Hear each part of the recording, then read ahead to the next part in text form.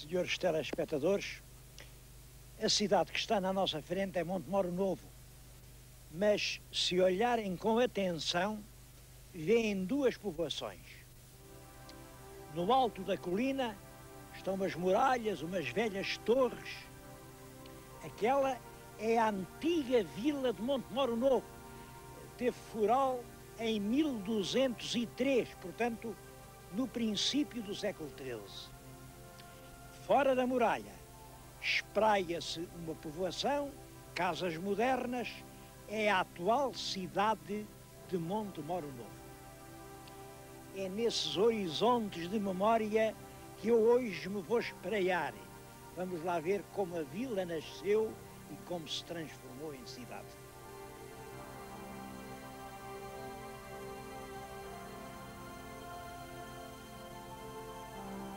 Quando o rei Dom Sancho mandou povoar Montemor, isto era fronteira, ficava perfeitamente diante das terras dos mouros. Da ideia de fazer uma povoação muito forte, uma povoação protegida por uma enorme cintura de muralhas. Devo dizer que aqui, entre as muralhas, o terreno são 12 hectares. Isso leva até aqui em Montemor a dizer que isto é o maior castelo do país. Claro que não é, porque não é um castelo, é a cerca da vila. É uma cerca que cercava toda a vila. Ora, devo dizer que ninguém gosta de viver cercado. E logo ao princípio, ainda no próprio século XIII, há indícios de que as pessoas, uma a uma, iam-se escapulindo, faziam lá embaixo, mais junto ao rio, a sua casinha e queriam viver fora da cerca. É muito interessante porque no século XIII, XIV, XV e ainda no século XVI, há uma luta para prender as pessoas cá em cima. Mas os reis tentam tudo.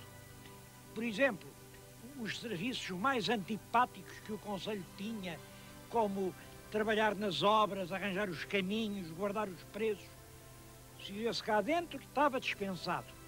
Se vivesse lá fora, era obrigado. Os serviços melhores que o Conselho tinha, é claro, era ser vereador, era ser juiz, era ter as honras e o panágio do mando. Isso só quem estivesse cá dentro é que podia ser. Os lá de fora não mandavam nada. Mas, por exemplo, a uma altura, devo dizer, em que o trabalho rural era regulado por leis obrigatórias. Os mancebos eram recrutados como se fosse um serviço militar e entregues aos proprietários para trabalharem por conta dele. Pois bem, quem vivesse cá dentro das muralhas tinha direito a receber mancebos. Se vivesse lá fora, tinha que trabalhar o campo com as suas mãos porque ninguém lhes dava trabalhadores. Outra coisa era a aposentadoria. Os nobres tinham o direito de chegar às terras e ir viver para as casas dos lavradores. Claro, comiam-lhes as galinhas, bebiam-lhes o vinho, dormiam-lhes com as filhas. Era uma fonte de atritos enormes. Pois bem, aqui em Montemor, dentro da cerca, ninguém se podia aposentar. Fora da cerca, cada nobre podia fazer como quisesse. Chegou-se ao ponto de se decretar, dentro da cerca não havia serviço militar. Estavam dispensados. Fora da cerca, toda a gente tinha que ir para a guerra. Dentro da cerca, o sol era de graça, imaginem. Pois, apesar disso tudo, quando se chega ao século XVI, não há praticamente ninguém a viver dentro da cerca. Apesar de todos os privilégios, de todas as garantias, de todos os favores que a lei estabelecia, as pessoas consideravam mais importante viver em liberdade. Isto tornou-se num lugar deserto e depois, pouco a pouco, foi sendo arruinado. Eu acho que já viram que lhes estou a falar aqui num sítio de ruínas. Estou-lhes a falar no que foi, durante muito tempo, o Paço dos Alcaides. Era aqui que se instalavam os reis de Portugal, quando vinham a Montemor. E eles vinham muitas vezes a Montemor. Montemor ficava num lugar ideal, ficava a 30 quilómetros de Évora, a corte estava geralmente em Évora, ficava a cerca de 100 quilómetros de Lisboa, era um sítio realmente muito bom, um sítio de passagem, e os reis gostavam muito de vir para aqui. Era exatamente para este espaço, aqui entre estas paredes, olha, que esteve o rei Dom Sancho, que esteve o Dom Dinis, que esteve o Dom Afonso IV, o Dom João I, o Dom Duarte, o Dom João II, o Dom Manuel, e em alguns casos foi aqui, neste chão, que se passaram acontecimentos extremamente importantes da história de Portugal. Lá embaixo, na Câmara Municipal, está a toda a volta um conjunto de azulejos que representam esses momentos decisivos da história portuguesa que tiveram lugar em Montemor. Bom, alguns daqueles painéis são, enfim, não têm muita exatidão. Em todo caso, eu acho que vale a pena ir até lá para os ver.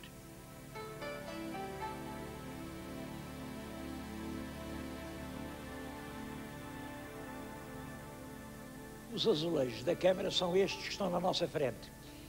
Isto foi pintado em 1934. É importante esta data, 34, há 63 anos, porque é isso que explica uma certa má qualidade. 34 não é uma boa época para a pintura do azulejo em Portugal.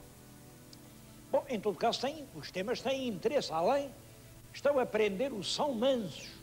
São Mansos, que era um bispo de Évora, tudo isso é lenda, nunca houve São Mansos nenhum. Aqui é o Dom Afonso Henriques a conquistar Montemor, outra lenda. Claro, a gente calcula se Montemor era dos mouros, passou a ser dos cristãos, se calhar conquistaram, mas é por aí, pode saber lá se é verdade ou não. Este terceiro, este já diz uma verdade. É o rei Dom Sancho a passar o primeiro fural da vila. É verdade que o Dom Sancho passou o fural, mas aqui está ele a escrever, não deve ter sido ele que escreveu, porque ele era analfabeto. Além disso, diz aqui que é do século XII. Também não é século XII, é século XIII, porque a gente sabe perfeitamente quando foi. Foi em 1203. Agora, lá que o rei mandou passar um fural, e esse fural é um facto importante, isso é verdade. Mas importante verdadeiramente é este que representa o rei Dom Dinis. Dizem eles, diz ali que escreve ao Papa pedindo que seja fundada uma universidade em Portugal. E tem uma data, 19 de novembro de 1288. Isto quer dizer que em 19 de novembro de 1288, o rei Dom Dinis estava aqui com a sua corte em Montemor. É, aliás, a única coisa verdadeira daquela legenda, porque não é verdade que o rei tenha pedido que fosse fundada uma universidade em Portugal. É só verdade que os abades e prelados das ordens mais importantes do país escreveram ao Papa a pedir que os autorizasse a darem uma parte da renda dos seus mosteiros para sustentar a universidade. E isso aconteceu realmente nesta data, 19 de novembro de 1288. Bom, mas eu acho que ainda continua a ser um mistério a verdadeira data da criação da Universidade Portuguesa. Reparem, as universidades aparecem na Europa no princípio do século XII. As mais antigas, que é Bolonha, Paris, entre o ano de 1100 e 1110. Bolonha estava a funcionar com certeza em 1106. Ora, do princípio do século XII ao fim do século XIII, porque isto é fim do século XIII, vão 200 anos. Como é que se explica que durante 200 anos em Portugal ninguém tenha pensado que era preciso criar estudos, enfim, para os quadros superiores do Estado ou da Igreja? Ninguém. Acontece outra coisa, é que esta data esta data em que pedem para dispor das rendas, é exatamente a data em que acaba um conflito entre o rei de Portugal e a Santa Sé. O Dom Afonso III andou sempre em luta com a Santa Sé, luta aberta, renhida, ele estava excomungado, o Papa não queria nada com ele. É claro, como é que o Papa podia autorizar uma universidade em Portugal? Porque isso era realmente um ato de cordialidade, de simpatia, era um favor. O Papa não podia fazer isso. E é quando o Dom Dinis finalmente faz as pazes com a Santa Sé e assina uma concordata, a famosa concordata dos 40 artigos, nessa altura é que se oficializa o funcionamento de uma universidade em Portugal. Isso foi realmente, ou nesta data, 1288, ou na data em que vem a resposta de Roma, 1290. Uma dessas datas é verdadeira. Ou 90 ou 88 é a data oficial da criação da Universidade Portuguesa.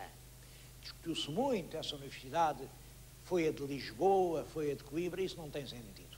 Foi uma universidade em Portugal, em Portugal. E a representante dessa universidade mais antiga é hoje, sem dúvida nenhuma, a Universidade de Coimbra. O painel a seguir representa um facto que se deu aqui em Montemor, exatamente em 11 de fevereiro de 1496. O rei Dom Manuel incumbe Vasco da Gama de comandar a expedição marítima que vai descobrir o caminho marítimo para a Índia. Isto passou-se no Paço dos Alcaides. Olhem as duas janelas que ainda hoje lá se veem. É claro, eu não acredito que fosse assim. Há aqui uma multidão à volta. Não foi nada disto. Deve ter sido um encontro quase secreto, porque naquela altura julgava-se que o caminho marítimo para a Índia já era conhecido por causa da viagem do Colombo. E o Dom Manuel, que era um grande diplomata e um homem prudente, não ia desafiar os reis católicos, de quem era muito amigo, era a família, nomeando um capitão para descobrir o que os outros já tinham descoberto. Portanto, tudo isto é fantasia. Agora, lá que foi aqui que começa a história da Índia, aqui em Montemor, é verdade. Este outro painel alude à figura de São João de Deus. São João de Deus é o mais famoso dos filhos de Montemor. É claro, eu também não acredito nesta pintura. Aqui, o pintor, que era o ilustre Battistini, mas pinta aqui um São João de Deus assim muito piedoso, muito seráfico, muito vestidinho, com um hábito de franciscano. Não é nada disso, não é nada disso. São João de Deus, ele é que escolheu o nome João de Deus, porque ele era João Cidade. João Cidade era um tipo rebelde, violento. Ele não tinha fato nenhum destes, ele despia-se, dizia que Deus mandou que a gente dê tudo aos pobres. Ele levava isso a rigor, despia-se completamente, tirava a camisa, ficava nu. O bispo até teve que lhe mandar dar um saco. Ele tinha um saco com um buraco na cabeça, enfim, por uma questão de decência, não podia andar assim, nu diante de toda a gente. E não pedia humildemente, isso eram as ordens mendicantes, não, ele exigia. João de Deus foi o nome que ele escolheu, é realmente uma grande figura. Vimos os azulejos do Salão Nobre, que, em minha opinião, têm mais valor documental do que artístico. Não queria que deixassem de ver um outro conjunto de azulejos de uma outra data. Isto foi inaugurado em 1969 e é da autoria do mestre Querubim Lapa. E estes, sim, são uma das mais belas obras cerâmicas dessa época.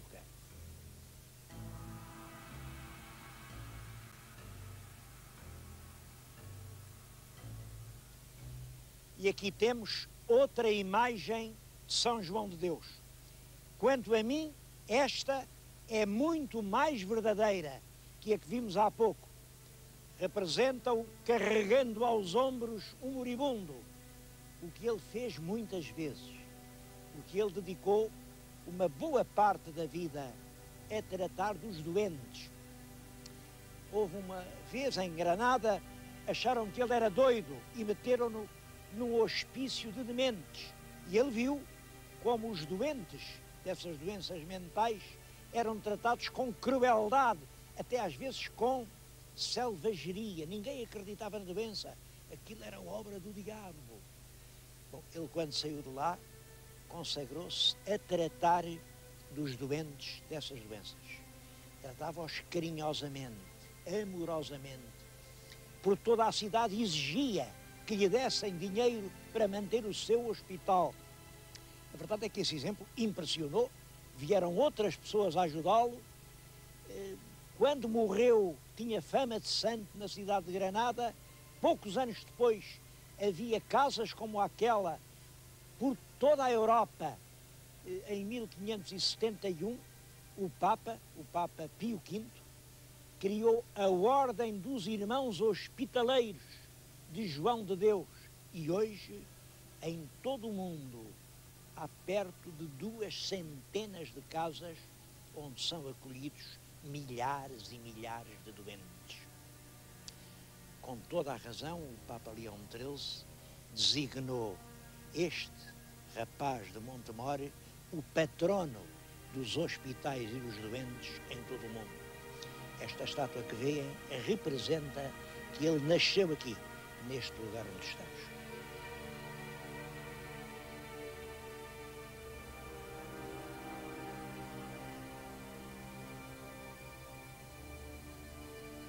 É claro que o tempo não perdoa e as ruínas continuam.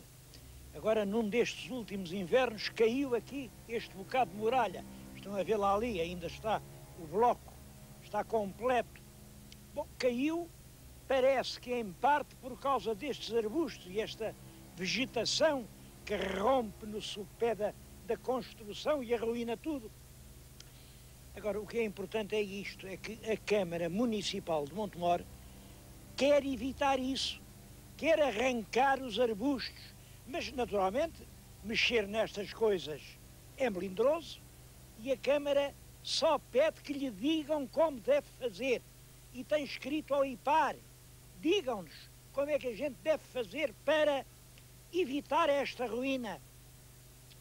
Quanto ao mais pessoal, trabalho, recursos, a Câmara está disposta a avançar com tudo para salvar o monumento.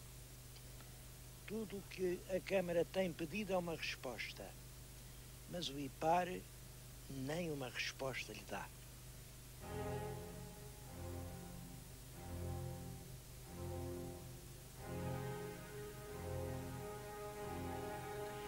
Aquele bocado de muralha que caiu fica exatamente junto de uma torre, a Torre das Portas de Évora, que estão a ver.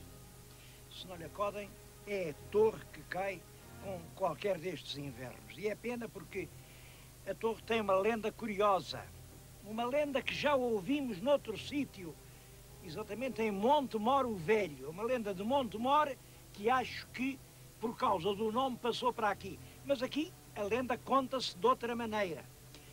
Diz que havia aqui um rei daqui, claro, um rei mouro, tinha uma filha muito bonita e a filha, a certa altura, apaixonou-se por um cristão que o rei mouro tinha apanhado na guerra. Apaixonou-se, fugiram, mas os dois foram outra vez apanhados pelo pai, que os meteu naquela torre, e disse, olhem, vocês ficam aqui e agora escolham, eu deixo-lhes aqui o bastante para viverem. E deixou duas arcas exatamente iguais. Uma tem pão, tem felicidade, tem fartura, tem tudo. Outra tem a peste, a morte e a guerra. Agora vocês escolham. Bom, vocês estão a ver o resultado. Eles hesitaram, morreram os dois de fome, porque não tiveram coragem para abrir nenhuma das duas arcas. Esta lenda é recordada pelos artesãos de Montemor. Os artesãos fazem aqui, por exemplo, aquele mobiliário alentejano pintado. Bom, e entre outras coisas fazem arcas que seriam iguais às que, enfim, tinham lá a fortuna e a miséria. Eu tenho aqui uma dessas arcas. E essa arca tem uma coisa curiosa. Tem dentro um pergaminho. O pergaminho tem um poema do Conde de Monsaraz que conta a lenda e depois conclui bem o que acontece quando as pessoas não sabem decidir, quando não sabem resolver. Ó povo de Montemor, se estás mal, se és desgraçado, suspende, toma cuidado, ainda podes ficar pior. E nestas perplexidades e nestas hesitações hão de passar as idades, suceder as gerações.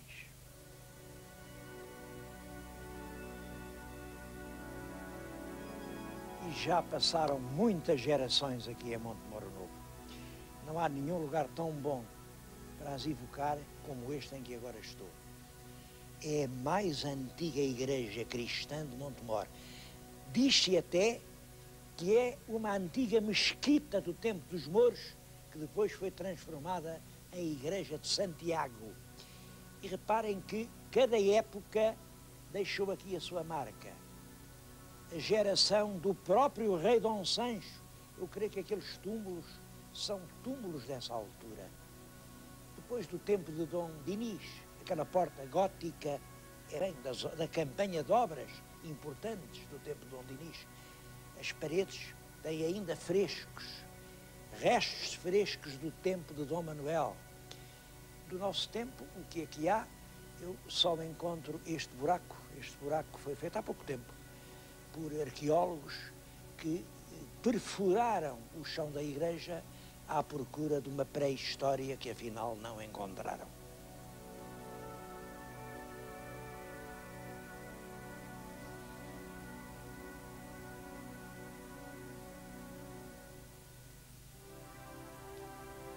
Montemor Novo chegou a ter uma certa riqueza monumental. Essa riqueza era constituída fundamentalmente por dois conjuntos de valores. O castelo, com os seus palácios, e os conventos. Havia nem mais nem menos que 7 conventos em Montemor Novo. Estou-lhes a falar num deles. Hoje dizem, chamam-lhe Convento da Senhora da Saúdação, é uma expressão relativamente moderna, que era a antiga Senhora da Anunciação. Era um convento de freiras dominicanas. Bem, como sabem, quando vem o liberalismo, em 1834, o Joaquim António da Guiara, quem chamaram o Mata Frades, pôs os conventos todos à venda e, é claro, houve grandes perdas para o património. Eu já tenho falado nisso, na venda dos conventos. E já me escreveram alguns telespectadores, mas como foi possível que de repente se vendesse assim tudo, tantas obras de arte?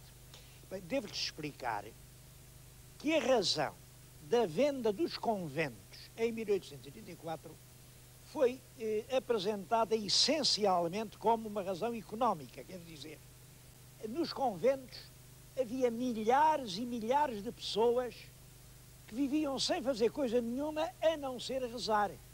Bom, e os liberais disseram, isto pertencer a uma comunidade tem deveres. Estamos todos no mesmo país, temos todos que trabalhar para o mesmo, e esta coisa, estar aqui num convento a viver das rendas que nos pagam, não é moral. Acabaram os conventos. Foi a explicação que deram. Bom, a esse respeito eu queria fazer só este comentário. Isto foi em 1834. A gente, como sabem, está em 1997. Continua a haver muita gente que vive dos rendimentos sem fazer nada e nem sequer sabe rezar. Como é que isso se explica?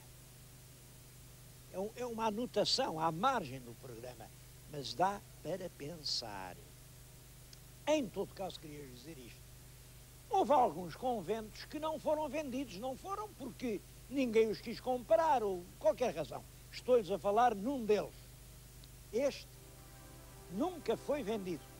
Portanto, pertence hoje ao Estado, precisamente ao Ministério das Finanças. Bem, os meus telespectadores, reparem em primeiro lugar na extraordinária beleza deste claustro, na importância de todo este conjunto monumental. Em Portugal não há muitos monumentos, mas este é um dos que ainda têm verdadeiro interesse. Aliás, está classificado como monumento nacional. Vejam o estado a que isto